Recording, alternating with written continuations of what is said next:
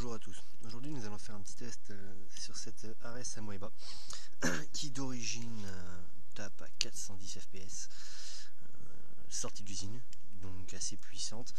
Ils ont prévu de faire une modification très simple. Je ne sais pas si c'est fait exprès ou pas, mais il suffit juste de démonter le boîtier IPEC 15, le bloc batterie. Ça c'est pareil, c'est la grosse chiotte pour la présentation. Voilà, je vous montre. On a un emplacement de batterie qui est vraiment très petit, PEC 15 quoi, donc vraiment des lipos vraiment adaptés. 1 cm d'épaisseur sur 5 cm de large et 7 cm de longueur. Donc moi j'ai beaucoup aimé le côté tactique, le côté compact de la réplique.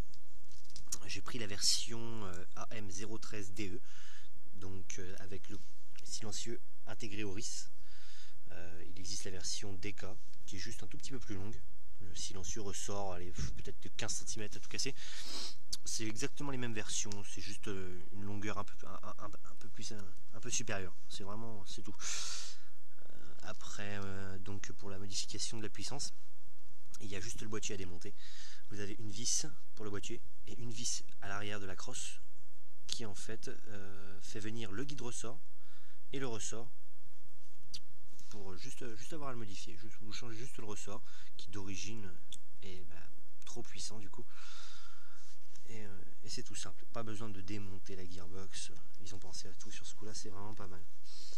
On a un côté plastique sur du chargeur, enfin c'est peut-être un petit peu dommage ce côté plastique. Voilà, on a l'imitation balle sur le côté, mais bon c'est vrai qu'on aime, on n'aime pas, il est assez spécial. C'est un chargeur M4 classique, ça rentre, il n'y a pas de problème. Après non, il n'y a pas de rien d'exceptionnel sur cette réplique. Vraiment le côté compact que j'aime, très légère. Le corps polymère, RIS par contre métal. Donc moi c'est vrai qu'avec le lance-patate rajouté dessus, ça fait un petit peu son poids, c'est vrai. Mais pour l'instant j'ai pas encore fait de partie avec, on verra bien en partie ce que ça donne. Mais ça devrait pas être trop gênant. Quant à la longueur de la réplique, qui a de base un canon à 6.03. Donc là-dessus même pas de modification à faire. Vraiment la réplique en plus comporte un MOSFET intégré. Donc une réactivité de dingue au niveau de la détente. Il n'y a pas 1 cm de course. Donc on est vraiment très bien au niveau de la réactivité de la détente.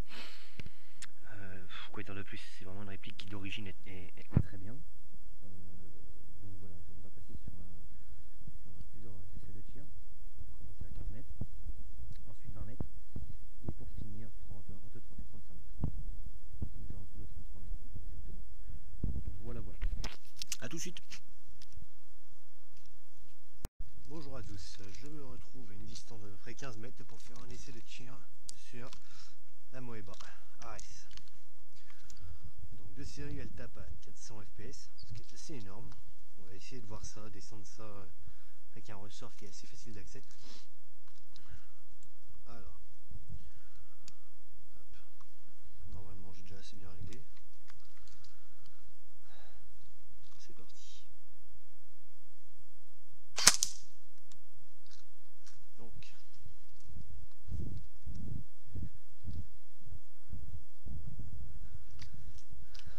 voilà. Clairement c'est pleine tête. 15 mètres en même temps. Rien de bien très compliqué.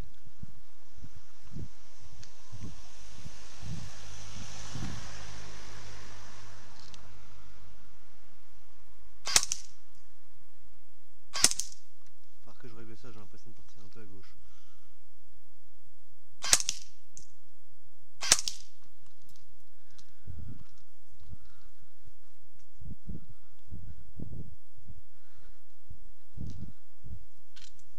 Voilà, léger petit réglage à faire, mais on peut voir que c'est très précis. On va changer la distance. Voilà, après plusieurs réglages effectués sur une distance de 20 mètres pour être un peu plus précis, je n'avais pas réglé mon accueil. Elle a été réglée pour ma CM16, donc là maintenant réglage fait. Bon, 20 mètres, là on est à une distance de 20 mètres à peu près, 19-20 mètres.